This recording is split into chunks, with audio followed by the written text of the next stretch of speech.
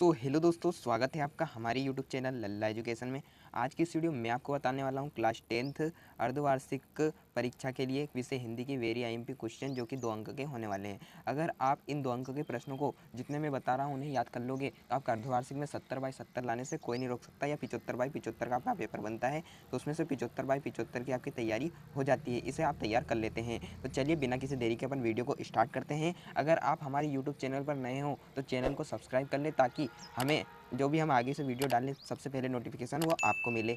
तो चलिए बिना किसी देरी के अपन वीडियो को स्टार्ट करते हैं। देखिए, आपको 2 नंबर में प्रश्न बताने जा रहा हूँ। देखिए यहाँ पर इन नंबर पर ध्यान मत दीजिएगा, जितने मैं बता रहा हूँ उतने आपको तैयार कर लेना है। तो पहला क्वेश्चन देखिए, आप लेखिका मन्नू भंडारी के व्यक्तित्व पर कौन किन किन व्यक्तियों का किस किस रूप से में प्रभाव पड़ा, ये आपको तैयार करना है। परीक्षा की दृष्टि से वेरी आईएमपी पिछले कई प्रश्नों में, अर्धवार्षिक के प्रश्नों में पूछा गया है, उनसे मैंने उठाकर बनाया है। एक ये याद कर सकते हैं, किन आवश्यकताओं की पूर्ति के लिए सुई धागे का आविष्कार हुआ होगा, ये भी आपसे परीक्षा में पूछा गया है, इसे भी याद कीजिएगा। इसके बाद अगले क्वेश्चन की ओर बढ़ते हैं। अगला है आपका, देखिए यहाँ पर आपको क्या करना है।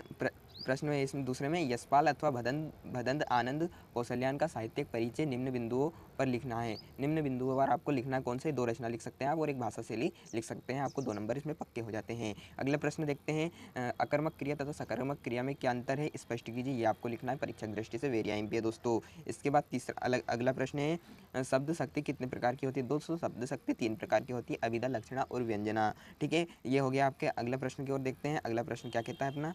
अगला है आपका प्रश्न 17, माता का अंचल शीर्षक की उपयुक्तता बताते हुए कोई अन्य शीर्षक सुझाइए। माता के अंचल शीर्षक की उपयुक्तता बताते हुए कोई अन्य शीर्षक सुझाइए, आपको तैयार कर लेना है दोस्तों। अगर आपको इन सभी के आंसर चाहिए तो कमेंट में अवश्य बताएं, हम आंसर का प्रोवाइड कराने की फुल कोशिश करेंगे। चलिए अगले क्वेश्चन की ओर बढ़ते हैं। देखिए, आप नंबर कोड पर ध्यान मत दीजिएगा, ये आगे पीछे हो सकते हैं, आपको प्रश्न तैयार कर लेना है। इसके बाद ये है अगला, गोपियों ने अपने वाक चातुर्य के आधार पर ज्ञानी उद्धव को परास्त कर दिया, उनके वाक चातुर्य की विशेषताएं लिखिए। 2 नंबर में पूछा जाता है, तैयार कीजिएगा इसे भी। ठीक है, इसके बाद अथवा में इसका संगतकार किन किन रूपों में मुख्य गायक गायिकाओं की मदद करते हैं, परीक्षा की दृष्टि से वेरी आईएमपी बार बार पूछा गया है दोस्तों। इसके बाद अगला प्रश्न है, राम लक्ष्मण परशुराम संवाद में व्यंग का अनूठा सौंदर्य है, उदाहरण के साथ लिखिए। दोस्तों, अब ये भी आपको तैयार कर लेना है। अगर दोस्तों अभी तक हमारे चैनल को सब्सक्राइब नहीं किया है, सब्सक्राइब कर ले दोस्तों, क्योंकि मेरा चैनल अभी नया नया है, सपोर्ट की अत्यंत आवश्यकता है दोस्तों। अपना भाई समझकर चैनल को सब्सक्राइब कीजिए आप, ताकि हम ऐसे ही वीडियो आपके लिए लाते रहें। चलिए अगला प्रश्न देखते हैं।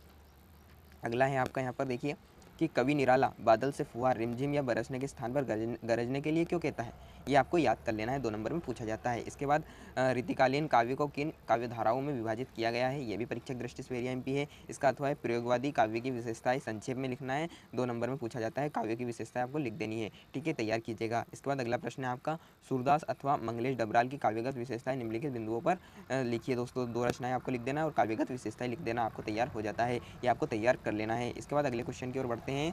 अगला क्वेश्चन है आपका, देखिए आपका मुक्तक काव्य किसे कहते हैं, 2 नंबर में पूछा जाता है दोस्तों, याद कीजिएगा इसे भी। ठीक है, इसके बाद अथवा इसका करुण रस की परिभाषा उदाहरण सहित लिखिए। कई बार पूछा गया है, करुण रस तो तैयार करना बनता है। इसके बाद प्रश्न 11 है, चौपाई छंद की परिभाषा उदाहरण सहित लिखिए। दोस्तों ये भी आपको तैयार कर लेना है। रियल पेपर के भरोसे मत बैठना, क्योंकि रियल पेपर में भी इसी में से पूछे जाने हैं, तो आपको ये तो तैयार करने ही पड़ेंगे। देख लो, कर लेना इसे भी तैयार आप। इसका अथवा मानवीकरण अलंकार की परिभाषा उदाहरण सहित लिखिए। ठीक है, ये भी आपको तैयार करना है। इसके बाद अगला है, यात्रा व्रत किसे कहते हैं, एक यात्रा व्रत लेखक का नाम लिखिए। तो यात्रावत लेखक का मुझे नाम पता है, राहुल सांकृत्यायन है यात्रावत का नाम, यात्राव्रत लेखक का नाम, और यात्रावत आपको लिख देना है। ठीक है, इसका अथवा है, संस्मरण की परिभाषा लिखिए तथा एक प्रसिद्ध संस्मरण लेखक का नाम लिखना है। ये अभी आपको तैयार कर लेना है। इसके बाद 2 नंबर में अगला क्वेश्चन है आपका, देखिए यहाँ पर 2 नंबर में है प्रश्न 13, वह कौन सी घटना थी जिसके बारे में सुनने पर लेखिका मन्नू भंडारी को ना अपनी आंखों पर विश्वास हो पाया और ना अपने कानों पर? कौन सी घटना थी जिस पर मन्नू भंडारी को अपनी आंखों पर और ना ही अपने कानों पर विश्वास हो पाया, आपको लिख देना है। 2 नंबर में पूछा जाएगा। इसके बाद वास्तविक अर्थों में संस्कृत व्यक्ति किसे कहा गया है, वास्तविक अर्थों में संस्कृत व्यक्ति किसे कहा गया, याद कीजिएगा। वेरी आईएमपी क्वेश्चन है दोस्तों, पूरे वेरी आईएमपी क्वेश्चन है, इन्हें तैयार कर लीजिए, आपके 30-40 नंबर कहीं भी नहीं गए। ठीक है, इन्हें याद कीजिएगा। प्रश्न 14 है, लेखक यशपाल को नवाब साहब के किन हाव भावों से हुआ कि वे उनसे बात करने के लिए तनिक भी उत्सुक नहीं है, ये आपको तैयार कर लेना है। इसके बाद अथवा इसका एक कहानी, ये भी आत्मकथ्य के आधार पर स्वाधीनता आंदोलन के परिदृश्य का चित्रण करते हुए इसमें मन्नू जी की भूमिका को रेखांकित कीजिए। आपको रेखांकित मन्नू जी की भूमिका को रेखांकित करना है। ठीक है, इसके बाद प्रश्न 15 है, मन्नू भंडारी अथवा स्वयं प्रकाश का साहित्यिक परिचय निम्नांकित बिंदुओं पर लिखिए। ये 2 रचनाएं आपको लिखना है और भाषा शैली उनकी लिख देना है। ठीक है, ये आपको तैयार कर लेना है। इसके बाद अगले क्वेश्चन की ओर बढ़ते हैं।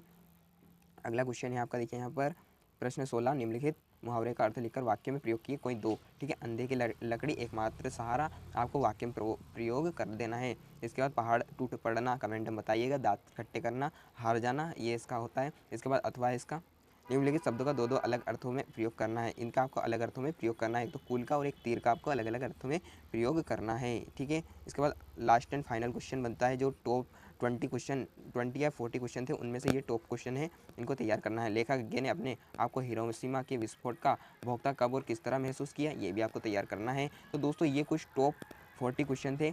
ठीक है, इन्हें तैयार कीजिएगा अर्धवार्षिक परीक्षा में अगर अच्छा स्कोर करना चाहते हैं। अगर आपको सभी विषय के इसी प्रकार के 2 अंक के, 3 अंक के, 4 अंक के प्रश्न चाहिए तो कमेंट में अवश्य बताएं, हम फुल प्रोवाइड करने की कोशिश करेंगे। मिलते हैं अगली वीडियो में, जब तक के लिए जय हिंद, वंदे मातरम। अगर वीडियो को लाइक और चैनल को सब्सक्राइब नहीं किया तो अभी से सब्सक्राइब कर दो, क्योंकि मैं ऐसा ही कंटेंट आपके लिए लाता रहूँगा दोस्तों। तो चलिए मिलते हैं अगली वीडियो में, जब तक के लिए जय हिंद, वंदे मातरम।